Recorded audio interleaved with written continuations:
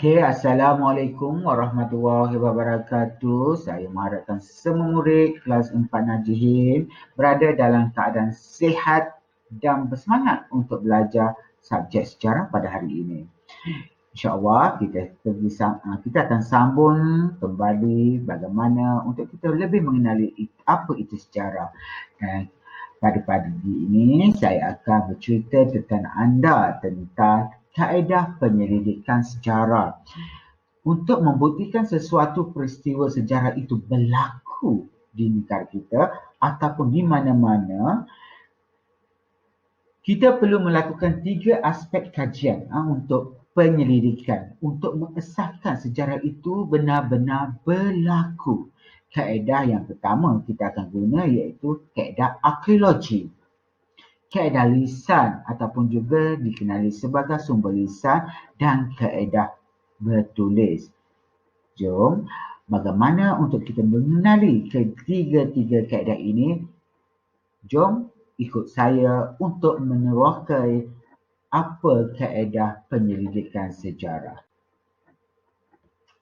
Okey, kita pergi kepada yang pertama. Kita tengok apa yang dimaksudkan dengan kaedah arkeologi. Apa itu arkeologi? Arkeologi merupakan proses untuk mendapatkan maklumat dari bahan tinggalan sejarah. Kaedah ini dilakukan melalui proses gali-cari. Gali dan mencari. Contohnya, apabila kita menggali sesuatu tapak sejarah tersebut, kita mungkin akan bertemu fosil. Fosil ialah tulang haiwan ataupun tulang manusia. Tembikar lama, tembikar purba, barangan logam ataupun kulit siput. Melalui penemuan ini, kita akan membuktikan sejarah negara sesuatu tempat itu betul-betul berlaku. Sebagai contoh, kita ada di USM Pulau Pinang, kita telah menemui rangka Perak Man di Lenggong Perak melalui penyelidikan Dr. Zarina. Beliau telah menemui kewujudan manusia ini di Perak, di Lenggong, dan membuktikan bahawa manusia di tanah Melayu ini telah wujud berratusan tahun. Ataupun kita boleh juga melihat bagaimana peristiwa kedatangan agama Hindu melalui pusat cari gali di tapak arkeologi Sungai Batu di Kedah. Itu antara contoh tapak cari gali untuk membuktikan sesuatu sejarah itu berlaku di tempat kita. Okey, itu di mana kaedah arkeologi ini juga bukan dilakukan di daratan, tapi juga dilakukan di kawasan yang berair. Contohnya dasar sungai, laut dan sebagainya melalui kaedah arkeologi maritim. Kita sedia maklum, sejarah di tanah Melayu, khususnya di Malaysia ini, merujuk kepada Melaka suatu masa dahulu. Melaka merupakan pusat perdagangan antarabangsa, sudah tentu dan sudah tidak asing sekiranya kita mengatakan mungkin akan berlaku perahu dagangan yang karam. Bagaimana kita nak membuktinya? Melalui arkeologi maritim lah kita dapat mengkaji sejarah kewujudan pusat perdagangan di tanah Melayu sendiri sebagai contoh. Seterusnya kita merujuk kepada kaedah yang kedua iaitu kaedah bertulis. Kaedah lisan. Apa itu kaedah lisan? Kaedah lisan ialah merupakan satu proses mendapatkan maklumat melalui temu bual. Apa maksud temu bual? Temu bual ni di mana anda akan bersoal jawab dengan seseorang yang dikenali sebagai orang sumber. Orang sumber ini ialah orang yang terdiri daripada mereka yang terlibat dalam peristiwa sejarah tersebut ataupun dia melihat sendiri dengan mata kasar dia atau mendengar peristiwa sejarah daripada orang lain. Maksud dia, dia ada dalam sejarah tersebut. Dengan kata lain, contohnya sejarah kelahiran anda. Sudah tentu anda apabila nak merujuk bagaimana anda dilahirkan, anda akan bertanya kepada mak ayah anda, bagaimana anda dilahirkan. Kalau anda tanya saya sebagai orang Sumber, saya tak tahulah anda lahir di mana. Tapi kalau anda tanya mak ayah anda, itu ialah paling tepat. Dalam kaedah lisan, awak bertanya kepada orang Sumber yang tepat, iaitu ibu ayah anda, sekiranya anda ingin bertanya tentang kelahiran anda. Okey, kita tengok di sini apa kaedah-kaedah langkah-langkah dalam penyelidikan secara lisan ini. Langkah pertama, mengenal pasti orang Sumber dan menyediakan soalan berdasarkan tajuk kajian. Sudah tentu sekiranya anda ingin bertemu dengan seseorang untuk membuat penyelidikan, anda perlu terlebih dahulu bersedia untuk meneramah mereka ataupun orang Sumber tadi dengan soalan. Mana mungkin anda pergi berjumpa seseorang itu tanpa ada persiapan menyediakan soalan. Yang kedua, membuat dan merakam perbualan. Sudah tentu, kita sebagai manusia biasa, kita mudah lupa. Kita perlu merakam atau paling biasa kita mencatat maklumat yang disampaikan oleh orang Sumber tersebut dalam kaedah lisan.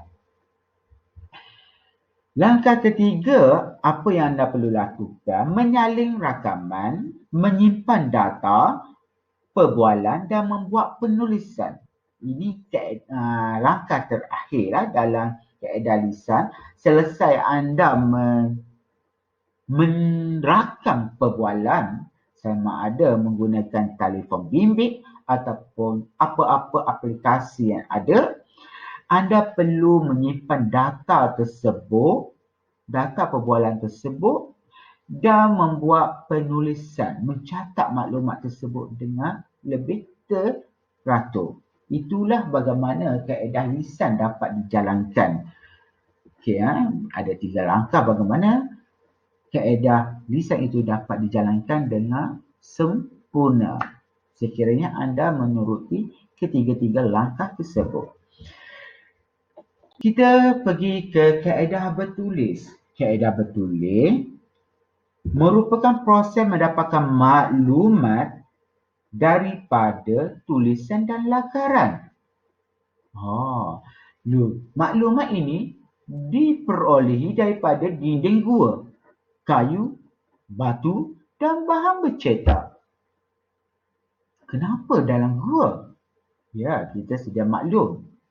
Masyarakat manusia suatu masa dahulu, antara salah satu tempat perlindungan yang sesuai untuk mereka ialah di dalam gua sebelum wujudnya penempatan secara kekal. Jadi mereka akan mencatatkan peristiwa di dalam dinding-dinding gua ataupun batu ataupun kayu. Manakala bahan bercetak, contohnya sekiranya anda sebagai seorang murid, anda mencatatkan maklumat peribadi hidup anda di dalam buku diari anda dan suatu masa nanti anda menjadi seorang yang begitu popular, yang begitu ternama di Malaysia. Catatan awak itu akan dijadikan bahan bercetak, bahan sejarah yang akan membuktikan tentang kewujudan anda dalam kaedah bertulis. Bagaimana untuk mengenali, bagaimana bagi kita untuk melakukan langkah-langkah kaedah bertulis? Langkah pertama, apa yang perlu kita buat? Mengenal pasti sumber sejarah yang tepat. Kita perlu mengenal pasti sumber sejarah yang tepat. Yang kedua, mengumpulkan sumber sejarah. Kita dah jumpa, contohnya kita nak tentang Sejarah kelahiran anda lah paling dekat dengan anda. Apa sumber bercetak yang ada tentang sejarah kelahiran anda? Sudah tentu sijil kelahiran anda. Itu ialah sumber sejarah paling tepat, paling padat tentang diri anda. Di mana anda lahir, siapa ibu awak, siapa emak awak, di situ tercatat dengan jelas. Sumber ketiga, mentafsir maklumat dalam sumber. Melalui sebagai contoh, melalui surat beranak yang ada tadi, awak boleh mentafsir apa maklumat yang nak disampaikan dalam surat kelahiran, sijil kelahiran anda. Keempat, anda boleh membuat penulisan berdasarkan surat beranak sijil beranak tadi, sijil kelahiran, anda boleh membuat penulisan tentang kelahiran anda. Okey, pengkaji boleh memilih mana-mana kaedah yang mereka sesuai untuk mengkaji peristiwa sejarah. Kaedah yang terdapat dalam penyelidikan sejarah memberikan ruang untuk pengkaji menghasilkan penulisan sejarah yang berkualiti.